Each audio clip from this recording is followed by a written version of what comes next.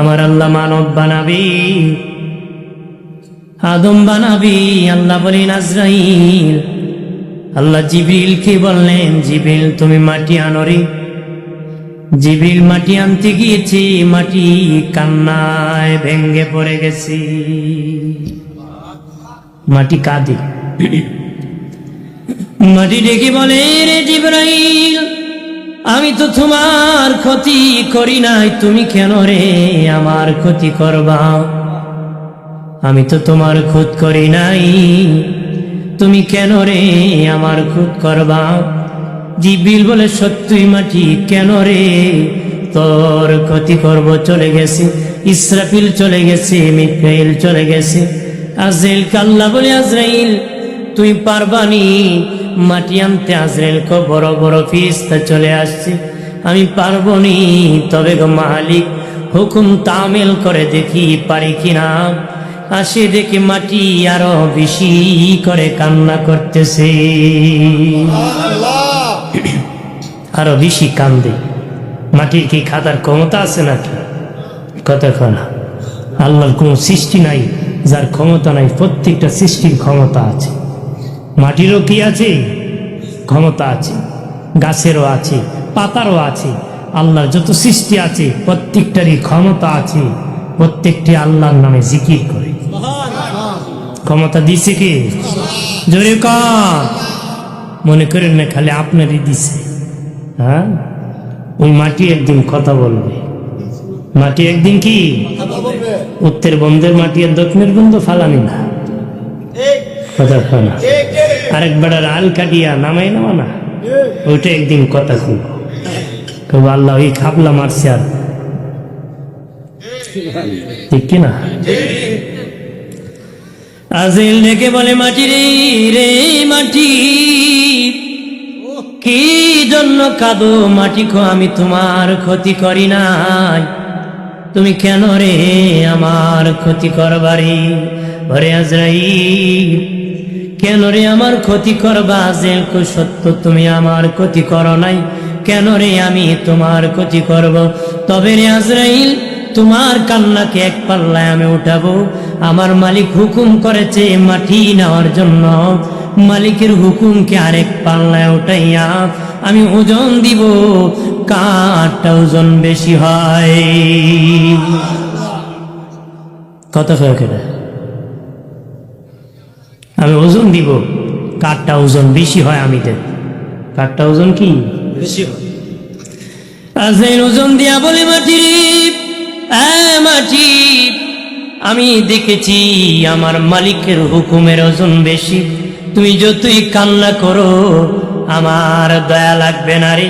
এমনি বাবা একটা খাবলা আজরাইল দিয়েছে, এক মুষ্টি মাটি উঠে নিয়েছে। তাফসীরের কিতাবে এসেছে এক মুষ্টিতে 40 মণ মাটি হয়েছিল রে। কয় মণ? 40 মণ। এক কাবলা 40 মণ হইলে কবজ করতে কাবলা লাগবে। কাবলা কটা লাগবে? হ্যাঁ, জালালউদ্দিন সৈয়দ রহমাতুল্লাহ কইছে 500 ফেরেশতা ঝাঁপিয়ে পড়ে মৃত ব্যক্তির উপরে। 80 জায়গা দিয়ে রূহ ভাগিয়ে যেতে চায়। কয় জায়গা দিয়ে? 80। বলেছেন কোন কমজোর মানুষ, মৃত ব্যক্তি অর্থাৎ সাকরাতের বিছানা আছে, তার পাশে বৈশক। কারণ তার হাতে অনেক শক্তি বেড়ে নাড়া মারলে উড়ে মরে ফুসকে পড়ে যেতে পারো, তার পা দিয়ে লাথি মারলে ভেঙে পড়ে যেতে পারো। এই জন্য বলেছে কমজোরি মানুষ মৃত সাকরাতে আছে, তার পাশে এই শোনা। কারণ তার রূহ পলাইতে চায়, এত যন্ত্রণা শুরু হয়, এত ভয়াবহ শুরু হয়। ইমাম জালালউদ্দিন সৈয়দী বলেছেন 500 ফেরেশতা থেকে চাপ দিয়ে ধরে। আপনি বলেন যত বড় বাহাদুরি পর্যন্ত আসেনি, কুস্তি বেড়া উঠতে আইসি আছে। হ্যাঁ, বলে আজরাইলে পারছে না, আগামী বছর নরম হইলে ভরে আইব আছে। আমার প্রাণের বাবাজি, রে যুবকেরা, তরুণেরা, বালকনি শুনে নাও, এলাকার মা বোনেরা, ওই মাটি জান্নাতে তাসলিম নদীর পানি দিয়ে খামির বানানো হলো। খামির বানাইয়া 60 হাত লম্বা করিয়া আমার আল্লাহ আদম নবীকে বানাইছি। একদম রৌদ্র দিয়া শুকাইছে। বলেছে মাটি যখন টন টন করে, পাতিল শুকায়া বাবা টুকনি দিলে টন টন করে, আদমকে বাবা রৌদ্র দিয়া শুকাইছে যখন টন টন করে, তখন রুহ দিয়েছি, রুহ বের হয়ে আসি। কি রুহ, কেন রে বাহির হয়ে আসো? রুহ বলে আল্লাহ এত অন্ধকার, থাকতে পারতেছি না গো মালিক। আমার আল্লাহ তখন নূরে মোহাম্মদী দি আদমের রূহ যখন দিয়েছি, আদমের অচল বডি সচল হয়ে গেছে, জিন্দা হয়ে গেছে। জীবনের প্রথম জীবন পি আদম নবী শুরুতেই কয় আলহামদুলিল্লাহ। জীবনের প্রথম জীবন পেয়ে শুকরিয়া আদায় করছি কার? কয়জন ঘুম থেকে উঠে শুকরিয়া আদায় করছেন আজকে বলেন? হয়তো যদি ফজরে বিবি টান দিছে লেপে কোনো নামাজ পড়তে না, বেটা বড় বড় চোখ করে কার একটা টান দিবি কুরবানি করলি। তো তোর কে সাহস দিছে আমার ডাক দিতে? হ্যাঁ আছে না? আলহামদুলিল্লাহ না, কুরবানি দিয়ে শুরু করছে, ঠিক কিনা? আর আদম নবী জীবনের প্রথম জীবন পেয়ে শুকরিয়া আদায় করছি কা? জোরে বলে আমার প্রাণের বাবাজি। খেয়াল করেন ভালো করে ও বাবাজি, আল্লাহ বলেন ফিরিস্তারা রে, ফিরিস্তারা তোরা বলেছিলে আমার আদম মারামারি করবি, কাটাকাটি করবি, দেখ আমার আদম জীবন পেয়ে আমার শুকরিয়া আদায় করেছি।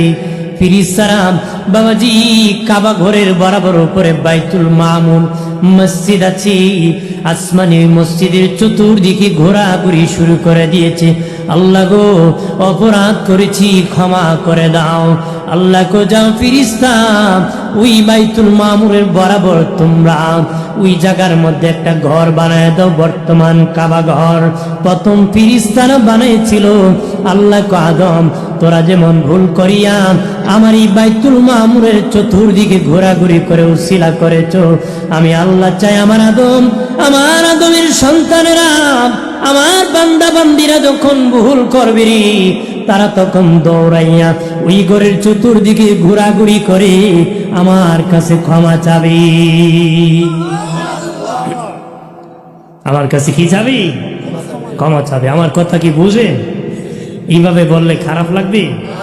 আমি ধারাবাহিক বলবো যতক্ষণ আছি। আমি আমার ভাইলে বলবো বাস্তব আজই, ঠিক কিনা? এক এক ফুল এক এক রকম, এক একজন কি আমার যে ভাই ছিলেন উনি একরকম, ওর আগে 9 পড়ছে, উনিরা একরকম, আমি একরকম। সবাই কি একরকম হয় নাকি? এক এক ফুলের গান কি এক এক রকম। আমার ভাই একরকম করেছে, আমি একরকম করতেছি। প্রভুটি সকলের জন্য কল্যাণ, ঠিক কিনা? যদি বলেন ঠিক কিনা? আমার প্রাণের বাবাজি খেয়াল করেন ভালো করে বাবাজি, তখন ফিরিস্তারা কাবা ঘর প্রথম নির্মাণ করেছে। আমার আল্লাহ আদমকে জান্নাতের ভিতরে রেখেছি। আদম নবী মন বেজার। আল্লাহ বলেন আদম কেন রে তোমার মন বেজার? আল্লাহ কি জানি আমার নাই, জন্য মনটা বেজার। আল্লাহ বলেন আদম কি নাই? আল্লাহ নিজেও জানি না, কি জানি আমার নাই গো। আল্লাহ বলেন কি নাই? আমি বুঝতে পেরেছি, তোমাকে যৌবন শক্তি দিয়েছি, তোমার একজন বিবি দরকার, সঙ্গী দরকার, একা থাকলে ভালো লাগবে না আদম, তোমার একজন সাথী দরকার রে। আদম তুমি ঘুমায় পড়ে যাও। আদম নবী ঘুমিয়ে পড়েছে। আমার আল্লাহ বাম পাজরে ফিরিস্তাকে বললেন আদমের বাম পাজরের বাঁকা একটা হাড্ডি খুলো, ওই হাড্ডি থেকে তার সঙ্গী হাওয়াকে আমি বানাবো।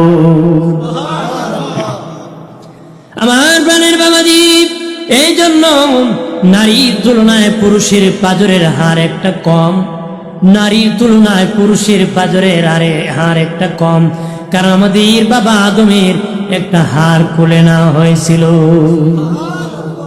খুলে নিয়ে বাঁকা হাড্ডির থেকে মা হাওয়ারে বানাইছে। পারলে তো আল্লাহ সুজাতি বানাইতে পারতো, কথা বানা আল্লাহ কমে বাঁকা বানাবো, দামি যতই ভালো হোক বউ কিন্তু বাঁকা, কথা বানা যতি কন শেষে কইব হইছে না। একবারে পিসাও আসিল, দুনিয়ার সব মানতো, বউ মানতো না। কি মানতো না? একদিন ঘরে গেছে, বউ কয় তুমি কি পিসাও? এক পিসাও আসমানে উঠছে। আজকে কি উঠছে? আসমানে। বলে পিসাব দেখছো তুমি দেখছি আমি তুই হিসাব কি আমি বউ তুমি বুঝি আসছিলা এলে তুই বাম পাউডার দেখছি বাঁকা বেরিয়েছে জামার কথা শুনুন একটা বাঁকা বার করে দিচ্ছি। এটা বরকত, এটা কি বরকত, এটা রহমত। আপনার বিবি বাঁকা আছে কিছু তাকুক না, এটা জোর করলে ভেঙে যাবে, ঠিক না? এটা মালিশ করবে, কি করবে? বেশি করে মালিশ করলে ভালো থাকবে। আমার প্রাণের দুস্থ বুজুর গরম খেয়াল করেন ভালো করে। আমার আল্লাহ আমাদের বড় আম্মা হাওয়া আলাইহিস সালাম কি বানাইছেন? বড় আম্মা হাওয়া আলাইহিস সালামকে আমার আল্লাহ বানাইছেন। বড় আম্মা বলেন, আমার কোন সন্তান যদি, আমাদের বড় আম্মা হাওয়া আলাইহিস সালাম বলেন, আমার কোন সন্তান যদি আমার জন্য দোয়া করি, আমি হাওয়া বলতেছি আমার সন্তানকে রাখিয়ান আমি হাওয়া জান্নাতে যাব না রে।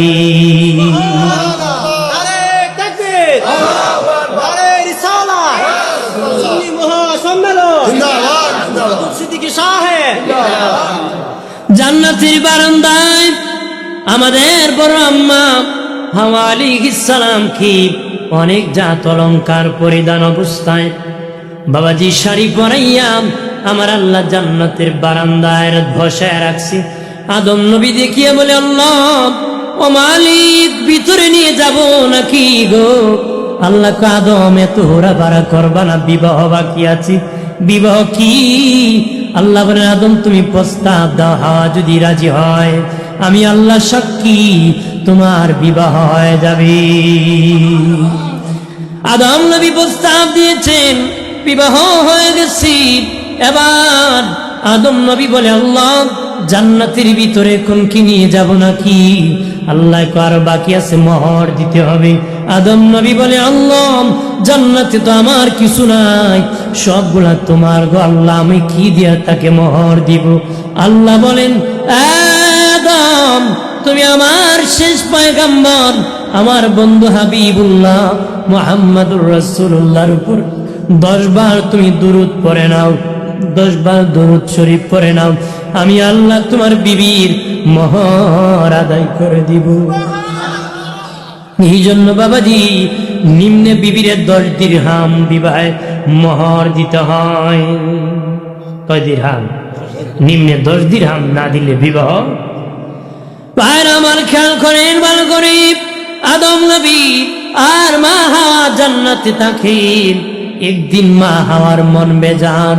আদম নবী বলে, হাওয়ারি তোমার দিকে আমার রোগে ধরছে, আমারও আগে মন বেজার হয়ে যেত, এখন দেখি তোমার মন বেজার হয়ে আছি। আম্মা জান হাওয়া বলেন, জান্নাতের দেয়ালের মধ্যে গ্লাস ফিটিং করা আছে, আমি গ্লাসে তাকিয়ে দেখেছি তোমার চেয়ে আমি বেশি সুন্দর, তুমি কম সুন্দর, আমি বেশি সুন্দর। আদম নবী চিন্তায় পড়িয়া আল্লাহর কাছে বলে, মালিক ও আল্লাহ, হাওয়াকে তুমি আমার চেয়ে সুন্দর করে বানাইছো। সে বলে সে নাকি আমার চেয়ে সুন্দর, সে আমাকে রাখিয়া চলে যাবে নাকি? সে আমাকে রেখে চলে যাবে নাকি? আমার তো চিন্তা হইতেছে। আল্লাহ বলেন, আদম আমি আর কোন মানুষ বানাই নাই, কার সাথে হাওয়া যাবে রে? কোনো মানুষ বানাই নাই, তোমার কাছে থাকবি। আদম নবী বলে, আল্লাহ গো ও মালিক, যে আল্লাহ হাওয়াকে এত সুন্দর করে বানাইতে পারো, ওই আল্লাহ ইচ্ছা করলে আদমকেও আরো সুন্দর করে বানাইতে পারো। আমার আল্লাহ বলেন, আদম রে আদম তুমি ঘুমায়া পড়ে যাও, ঘুমায় যাও। আদম নবী ঘুমায় গিয়েছি, ঘুম থেকে উঠে দেখে মুখে দাড়ি উঠে গেছে, বুকে লোম উঠে গেছে, মুখে দাড়ি উঠে গেছে গো, বুকে লোম উঠে গেছে। পুরুষত্বের লক্ষণ এসে গেছে, নারী পুরুষের পার্থক্য ঘটে গেছে। নারীর সুন্দর একরকম, পুরুষের সুন্দর একরকম। বাবাজি পুরুষের দাড়ি হলো পুরুষত্বের লক্ষণ, বাহাদুরির লক্ষণ। এই জন্য বনের রাজা সিংহের মুখে দাঁড়িয়ে আছে। কি আছে? এটা বাহাদুরির লক্ষণ। কেন লক্ষণ? আমরা দেশে দ্বারা দাঁড়িয়ে কামায়ের করলা পুরুষটা বানায়, মহিলা বানায়, তা ভালো আছে। কারণ এ সপ্তাহে কামানি ভেজাল না, আমি দ্বিতীয় কোনো অর্থ পাই না কামানি। কারণ এবার পুরুষত্বের লক্ষণ হইলো দাড়ি, এটা কামাইতে পারে, এটা বাহাদুরের লক্ষণ, ঠিক না? আমি কামাইবো কেন? মোল্লা বেটা বউ পায় না, কথা কয় না, বেটা আরো বেশি বিয়া করে, কথা কয় না। যদি জাগা নোয়াখালীর ভাই সব সিলেট নোয়াখালী এখানে আহান করে নেয়, কথা হয় না, তা আরো বেশি বিয়া দেবে। দাড়ি হলো পুরুষত্বের লক্ষণ, বাহাদুরির লক্ষণ। নবীকে যে আমার দাড়ি কাটলে সেজন্য আমার ঘাড় কেটে দিল। নাউজুবিল্লাহ কম, নাউজুবিল্লাহ কেবেন না। নবী কয় সেজন্য আমার কলিজা আঘাত করল। দাড়ির কারণেও কবরে আযাব মাফ হয়ে যেতে পারে। সুবহানাল্লাহ কম না। আমার প্রাণের বাবাজি খেয়াল করেন ভালো করে। আমার আল্লাহ বলেছিলেন আদম তুমি খাও, তবে শর্ট করতেছি বাবা। ওই দি বাবাজি গাছের কাছে গেছে, নিষেধ করেছিলেন আল্লাহ, সেই ফল খেতে নিষেধ করেছেন, বাকি সব খাও। আল্লাহ চায় আদম খাক আর দুনিয়ায় যাক। আল্লাহ কি? আল্লাহ চায় আদম খাইতো, দুনিয়া যাইত। জান্নাত থাকার জন্য আদমরা বানাইছে না, দুনিয়ায় পাঠাইবো ইবাদতের, ঠিক না? বাবা বাজার থেকে বিস্কিট কিনে নিছে, মশার উপর রাখছে, ফুলার উপর আইন জারি করছে, যদি খাও মুক্ত বোঝাইতে। আপনি কোন বাপে নিজে খাওয়ালে আনছে, মেরে সায় ফুলা খাইতো আর মুক্ত বোঝাইতো। সকালে খাইয়া খাওয়া যাইতাম না, বাপে কইসলাম না খাইতে না, ঠিক না? কয় কি না কইসলাম না খাইতে না, খাইছো দম যাইতে। আল্লাহ আদম কইসলাম না খাইতে না যাইতে, কারণ দুনিয়া হলো কষ্টের জায়গা। আল্লাহ একটা হেকমত করে আদমকে পাঠাইছে, কৌশল করে কি? আল্লাহর হেকমত। আল্লাহর হেকমতের উপর কোনো হেকমত চলে না, আল্লাহর কৌশলের উপর কোনো কৌশল। আমার প্রাণের বাবাজি খেয়াল করেন ভালো করে। যখন বাবা আমাদের আম্মার সহ খেয়ে ফেলেছেন, তখন জান্নাতি পোশাক গুলা খুলে খুলে পরে গিয়েছে। আল্লাহ বলেন আমি আল্লাহ জান্নাতি পোশাক একদম খালি করব না, কিছু সিমটম রেখে দেব কিয়ামত পর্যন্ত। আমার বান্দা বান্দি যেন পায় জান্নাতি পোশাক, প্রত্যেকের হাতের মধ্যে পায়ের মধ্যে ওই যে নখ, এইগুলা জান্নাতি পোশাক আদমের হাতের দিয়ে ভাবে ঝুলে গিয়েছিল, ঝুঁকে গিয়েছিল বাবা, ঝরে গিয়েছিল, পা দিয়া ঝরে গিয়েছিল। এই জন্য দুই হাতে আর দুই পায়ে জান্নাতি পোশাকের পরিচয় আমার আল্লাহ রেখেছে।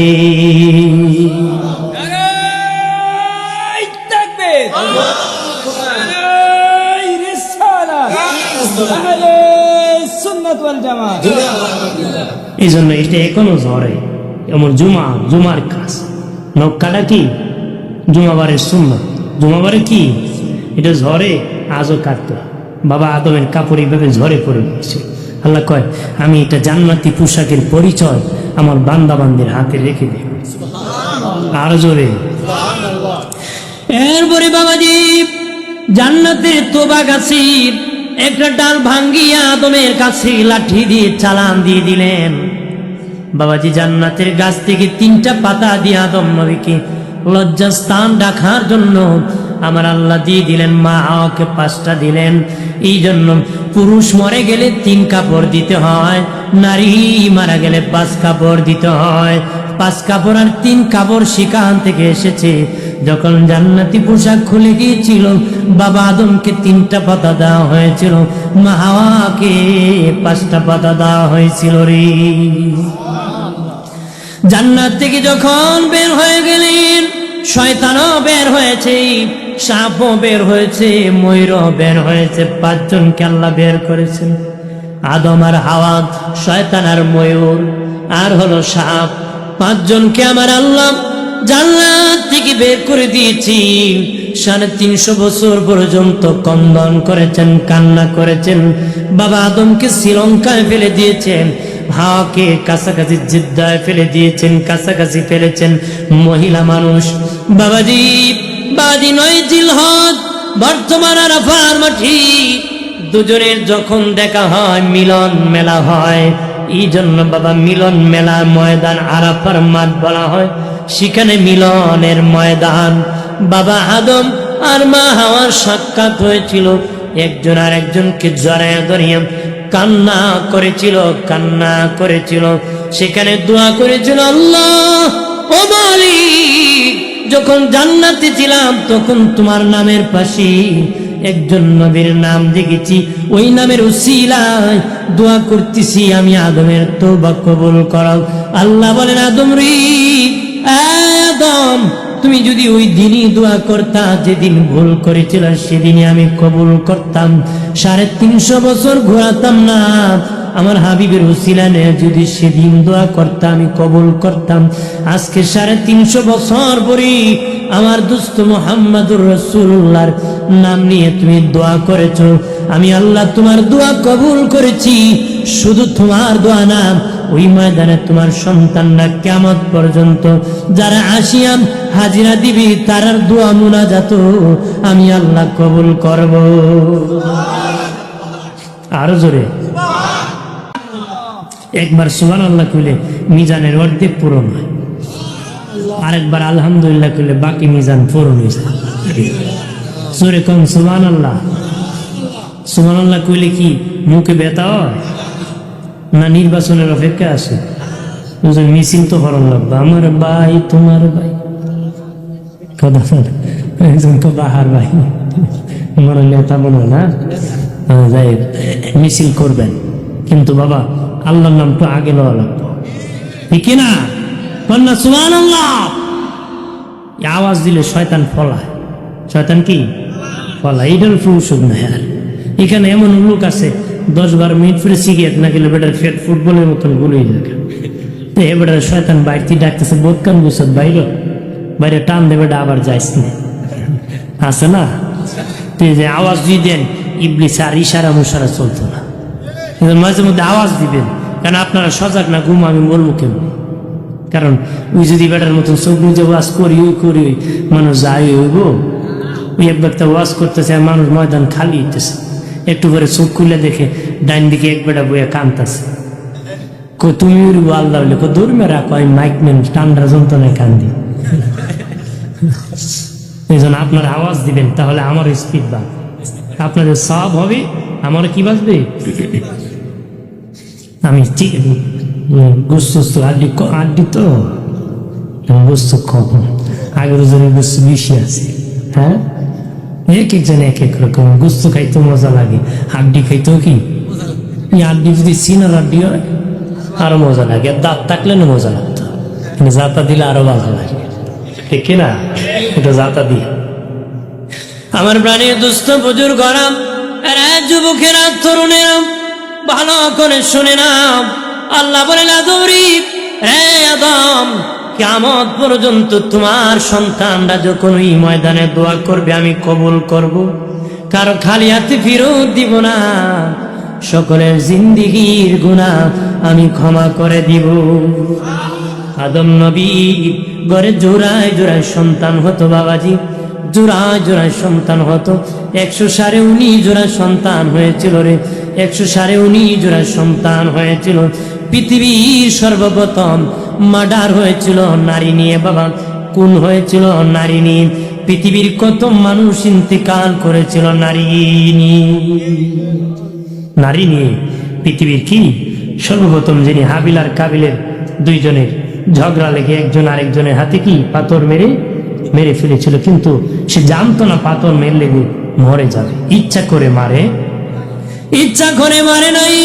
ইবলিস বলে দিয়েছি এক ভাই আরেক ভাই কি পাথর মেরে ফেলেছে, যখন এই সময় কেউ মরে নাই। দাফন কেমনে করতে হয় বাবা জানে না রে। আদম নবীও পাশে নাই, হজে আছেন উনি, কাবায় মক্কায় আছেন। আদম নবীর সন্তান ভাইয়ের লাশ নেই, কান্দে আর বলে, ভাই রে, আগে যদি জানতাম তুমি এইভাবে মরে যাবে আমি তোমার উপর পাথর মারতাম না। আমি বুড়া দরবেশের কথা শুনি তোমার উপর পাথর মেরেছেন। আমি ইবলিস মানুষের সুরত ধরে কুমন্ত্রণা দিয়েছিল রে। তখন 6 মাস হয়ে যায়, দাফন করতে পারে না, কারণ জানি না, কারণ এর আগে কেউ মরে নাই। তখন বাবা আল্লাহ রাব্বুল আলামিন ওই তার সামনে দুইটা কাককে পাঠালেন। একটা কাক আর একটা কাক আঘাত করতে করতে মেরে ফেলেছে। তারপর ওই কাকটা নিজেই তাকে টানিয়ে নিয়ে গর্ত খনন করে মাটির নিচে রেখে দিয়েছে। ভাই ডেকে বলি, তাহলে আমার ভাইয়ের এরকম করতে হবে, তবে আমার ভাইকে আমি নিচু জায়গায় রাখবো না, পৃথিবীর সবার উপরে পাহাড়ের উপর আমার ভাইকে দাফন করব। এই হলো প্রথম ইন্তেকাল। ওটা হলো নারী নিয়ে, কি নিয়ে? ভাইরা আমার খেয়াল করি ভালোভাবে, 119 জোড়া সন্তান হয়েছে বাবা, তবে একজন সন্তান একা এসেছে, ওনার সাথে কোনো মেয়ে আসে না। উনি হলেন হযরত শীশ আলাইহিস সালাম। শীশ আলাইহিস সালামের সাথে ওনার সাথে কোনো বোন আসেন নাই। কেন জানুনি? কারণ শীষের কপালে ছিল নূরে মুহাম্মদী। ওনার কপালে ছিল, ওই আদমের পেশানিতে নূর দিয়েছিলেন, ট্রান্সফার হয়ে ওনার ছেলে শীষের পেশানিতে এসে গিয়েছে।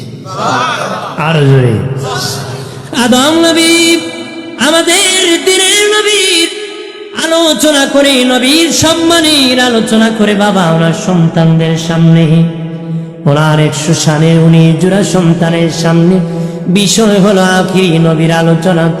শীষ নবী দাঁড়িয়ে বলে, বাবা ও আমার আব্বা, আপনি একজন নবী, উনি একজন নবী, আপনি বারবার কেন গো ওই নবীর আলোচনা করেন, আপনার আলোচনা করেন না?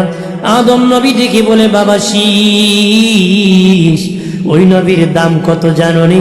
ওই নবীর প্রশংসা বলে শেষ করতে পারবো না। ওই নবীর উম্মতের এত প্রশংসা, ওই নবীকে এত ছাড় দিয়েছে, এত গুণ দিয়েছে, এত সম্মান দিয়েছে, এত ছাড় দিয়েছি ওই নবীর উম্মতকে আমার আল্লাহ, আমি আদমকে ওই ছাড় আমার আল্লাহ দেয় নাই। বাবা শিশে শুনে নাও, আমি আদমকে ছাড় আল্লাহ দেয় না, ওই নবীর উম্মতকে এত ছাড় আল্লাহ দিবে। 1 নম্বর আদম নবী বলেন, বাবা শীষ, ওই নবীর উম্মত যতই গুনাহ করো তাদের কাপড় চোপড় আল্লাহ খুলে নিবে না রে। তারা যতই গুনাহ করো তাদের কাপড় চোপড় খুলে নিবে না রে। কিন্তু আমি আর তোর মা যখন জান্নাতে ভুল করেছি, আমাদের কাপড় চোপড় আল্লাহ খুলে নিয়েছে, আমাকে ছাড় দেয় নাই, তোর মাকে ছাড় দেয় নাই, কিন্তু ওই নবীর উম্মতকে আল্লাহ ছাড় দিবি। আল্লাহ আমরা নবীর উসিলায় দয়া করছে, কার উসিলায়? এরপরে আদম নবী কি বলি, এ বাবা শীষ, ওই নবীর উম্মত যতই গুনাহ করুক তাদের বাড়ি থেকে আল্লাহ বের করে দিবি না, তাদের বাড়ি ঘর থেকে আল্লাহ বের করে দিবে না রে। কিন্তু আমি আর তোর মা যখন ভুল করেছি, আমাদের বাড়ি জান্নাত থেকে আল্লাহ বের করে দিয়েছি। ওই নবীর উম্মত যতই গুনাহ করুক তাদের বাড়ি ঘর থেকে আল্লাহ বের করে দিবে না। আমি আর তোর মা যখন ভুল করেছি, জান্নাত থেকে আমাদের বাড়ি থেকে বের করে দিয়েছি। 3 নম্বর রে বাবা শীষ, ওই নবীর উম্মত যতই গুনাহ করুক স্বামী স্ত্রীকে আলাদা করে দিবে না রে। যতই গুনাহ করুক, যতই অপরাধ করুক, দুইজনকে আলাদা করবে না। কিন্তু রে বাবা শীষ, তোর মার আমি যখন ভুল করেছি, দুজনকে আমার আল্লাহ আলাদা ভাবে ফেলে দিয়েছি। এত দূর ফেলে দিয়েছি রে শীষ, 350 বছরের ভিতরে দেখা হয় নাই। 4 নম্বরে বাবা শীষ, ওই নবীর উম্মত যতই গুনাহ করুক না কেন রে, আমার আল্লাহ বলবে না তুমি যে সময় ক্ষমা চাবি সাথে সাথে ক্ষমার ঘোষণা করবি। মাফ চাইতে দেরি, আসমানের মালিক ক্ষমা করতে দেরি করবে না। কিন্তু আমি আদম আর তোর মাকে আল্লাহ 350 বছর পর্যন্ত ঘুরাইছে। কয় বছর? কিন্তু আদম নবী শীষ, ওই নবীর উম্মতরা আল্লাহ ঘুরাইতো না। সুবহানাল্লাহ, ঘুরাইনি আল্লাহ, আমরা না ঘুরাই। কথা হয় না, সকালে তওবা করছি, বিকালে কখন বেটা বা মনে করছি আমি ভালো গেছি, আছে না? সকালে কয় একটা, বিকালে কয় আরেকটা। চা খাওয়াইলে 5টা মিথ্যা কথা কয়, 100 টাকা দিলে 10টা কয়, 500 দিলে 100 মিথ্যা কথা কয় না? আর 1000 দিলে কয় জীবনে দিলে, ঠিক না? তারপরে মাইল লাগিয়ে গেলে জুতা ফালে ভাগে, নিবা না, কারণ আরেকজন কিনে নিল 1000 আছে, আছে নিলে অভ্যাস আমরা। এটা হাম জামানা, মুসিবতে জামানা চলে। গোটা দেশে এরকম চলতেছে, গোটা সমাজ, গ্রামে গঞ্জে কি দিয়ে কালচার শুরু হয়েছে আমাদের, শুধু প্রতারণা, ঠিক কেনা বলে সব জায়গায় একবার উপর থেকে নিচ পর্যন্ত কই শান্তি পাও। শিক্ষিত হইলে আরো বড়টা করে। ভাইরা আমার খেয়াল করেন, ভালো করে রাগ করবেন না বাবা। গাম দেশে বলে বাবাজি গরম বাতি বিলাই বেজার, হক কথা হাম্মক বেজার। আবার আরেকটা কয় গরম বাতি বিলাই বেজার, হক কথায় মাওই বেজার। মাও কি বেজার, বেজার হবে না। ভাইরা আমার খেয়াল করেন ভালো করে, ও বাবাজি আদম নবীর থেকে নূরে মুহাম্মদী বাবা শীষ আলাইহিস সালামের পেশানিতে এসেছি। ওই নূর আস্তে আস্তে ইব্রাহিম নবীর পেশানিতে আসছে। ইব্রাহিম নবী বাবা লালন পালনকারী, পিতার নাম ছিল আজরটা, করুণার জন্মদাতা পিতার নাম ছিল তারেক। জন্মদাতা পিতার নাম তারেক, উনি ইমানদার ছিলেন বাবাজি, কিন্তু লালন পালনকারী পিতার নাম হলো আজর ঠাকুর। বাবাজি আজর ঠাকুরের ঘরেতে ইব্রাহিম নবী লালিত পালিত হয়েছেন। বেঈমান নমরুদ কমন্বয় কথাবার্তায় যখন বলে নাই, উনি যখন খোদা বলে নাই, বাবাজি আগুনে ফেলার চক্রান্ত করেছি। আমি তো নবীর আসার ধারাবাহিক একটু সিরিয়াল বাই শর্টে বর্ণনা করতেছি, এই জন্য একটু ধারা আসতে হবে। তা কি রাগ করবে? শুনতে কি খারাপ লাগবে? একটু বলি আমি, শুনেন, একটু মনোযোগ দিয়ে শুনবেন। ট্রান্সফার হলো, নূর আসলো কি ইব্রাহিম নবী পেশানিতে। ইব্রাহিম নবী ওই লালন পালনকৃত ছিল ব্রাহ্মণ, মূর্তি বানাতো, বাজারে বাজারে বিক্রি করতো। মূর্তির ঘরে ইব্রাহিম নবী ঢুকে কোরাল দিয়ে সবটার মাথা ভাঙ্গা বড়টার গলে কোরাল লটকে রাখছে, যে বড়টা নেতাটার গলায় কি রাখছে। বাপে ঢুকে দিকে কয় এটা ইব্রাহিম ছাড়া আর কেউ কাম করছে না। করে ফুট এটা কে করছে? কো বড়টাই মনে করছে। বড়টা কি করছে? যেটার হাতে কোরাল আছে এটা করছে। আমি হারা জীবন মূর্তি বানাই, আমার খুদা লড়তে পারে না, তুই কোচ ভাঙ্গিলিস তো তোমার কের খুদা লড়তে পারে না। সদা ফোনা কিসের খুদা নড়াচড়া করতে পারে না। আমার বানের বাবাজি, বাবাজি ব্রাহ্মণ খবর দিয়েছে আদর ঠাকুর যে আমার ঘরে তোমাকে মানে না, শেষ পর্যন্ত দরিয়া নিয়ে দিয়েছে, কয়েক মাইল এরিয়া নিয়ে অগ্নিকুণ্ড করেছে, হাজার হাজার মন লাকড়ি দিয়ে বাবা আগুন লাগাই দিছি, মেনজিক বসাইছে, চরক গাছ বসাইছে, কারণ মধ্যখানে ইব্রাহিম নবীকে ফেলে দিবে আগুনের মধ্যখানে, কেউ তো যেতে পারবে না, ওই যে মেনজিক চরক গাছ দিয়ে মধ্যখানে রাখবি। ঠিক আগুন যখন পুরা দমে হয়ে গেছি, ইব্রাহিম নবীকে যখন ফেলে দিবি, কিন্তু চরক গাছ উঠাইতে পারতেছে না বাবাজি, তখন উঠাতে পারে না শয়তান বাবাজি মানুষের সুরত ধরে কয় নমরুদ জীবনও পারবা না কেন? ফেরেশতারা ওই ঘাসের মধ্যে ধরে রেখে দিয়েছি, এই জন্য পারবা না রে, কারো বাবারও ক্ষমতা নাই, নড়াবে চড়াবে। নমরুদকে কি করতে পারি মুরব্বী? এই মুহূর্তে উলঙ্গ নারী না ছায়া দাও, তাহলে উলঙ্গ নারী নাচলি ফেরেশতারা লজ্জা পেয়ে পেয়ে সেখান থেকে চলে যাবি। একটু চিল্লায় বলে নাউযুবিল্লাহ। তখন বাবাজি ওই যে নাচানাচি শুরু হয়েছে, জানিয়ে রাখবেন পৃথিবীর সর্বপ্রথম মেলা জমাইছিল নমরুদ। পৃথিবীর সর্বপ্রথম মেলা জমাইছিল নমরুদ। ইব্রাহিম নবীকে অগ্নিকুণ্ড ফেলে বেঈমানদেরকে আনন্দ করার জন্য মেলা জমাইছিল। আজও মেলা জমে আমরা দেশে। এটার প্রতিষ্ঠাতার কারিগর হইল নমরুদ। প্রতিষ্ঠাতার কারিগর কি? আমরা দেশের হিন্দু লোকে জায়গায় জায়গায় মেলা জমাইছে, মুসলমান এটারে জিতায় রাখছে।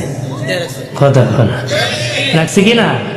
এরা এটা ধরে রাখছে, বাবা দাদার ঐতিহ্য কি রাখছে, ওই মেলার ঐতিহ্য ধরে রাখছে। ও এরা জমাই গেছে, কই গেছে ফলায় খবরই নাই, মুসলমানের কইটা আমার ঐতিহ্য। কথা কথা কেন নাচ হয়, গান হয়, যাত্রা হয়, কথা কোন ঠিক কিনা? হইতেছে কিনা? আকাম হয়, দর্শন হয়, মেলাতে হইতেছে না? মূর্তি। এগুলা মুসলমানের পৃথিবীর সর্বপ্রথম নমরুদি মেলার আয়োজন করছে। তাহলে এটা কি আমরা পছন্দ করব না ঘৃণা করব?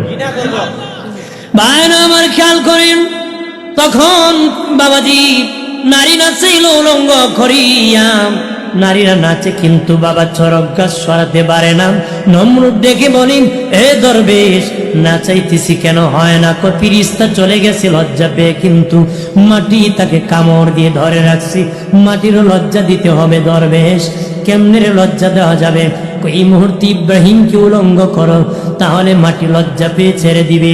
নম্রত অফার করলো, এই পরিমাণ টাকা দিব, কে আছো রে ইব্রাহিমকে উলঙ্গ করবা? আদর দেখে বলেন, খোদা আমিও বাদশা, আমি উলঙ্গ করে দিব। নিজের সন্তানকে নিজে এনে দিয়েছি, আবার কে টাকা নিবি? আমি সেই টাকা নিব। এমনি আদর ঠাকুর ইব্রাহিম নবীকে কাপড় খুলতে চাই, ইব্রাহিম নবীর হাতে পায়ে বেরি লাগানো। বাবাজি ডাকে, আব্বা গো আমাকে উলঙ্গ করে এই মানুষের সামনে লজ্জা দিও না গো আব্বা, নমরুদে আগুনে ফেলে দাও, মানুষের সামনে তোমার পায়া ধরি, হাতে ধরি, আমাকে উলঙ্গ করি, লজ্জা দিয়ে না। তারপর ওই বেঈমান আদর ঠাকুর মানে নাই, জোর করিয়া বাবা উলঙ্গ করে ফেলেছি, উলঙ্গ করে ফেলেছে। আল্লাহ বলেন, ইব্রাহিম, আমার ইব্রাহিম কাপড় চোপড় ছেড়ে দিয়েছি, আগুনে পড়তে রাজি হয়েছে, আমাকে ছাড়ে নাই। যাও জান্নাত থেকে আমার ইব্রাহিমের পরনে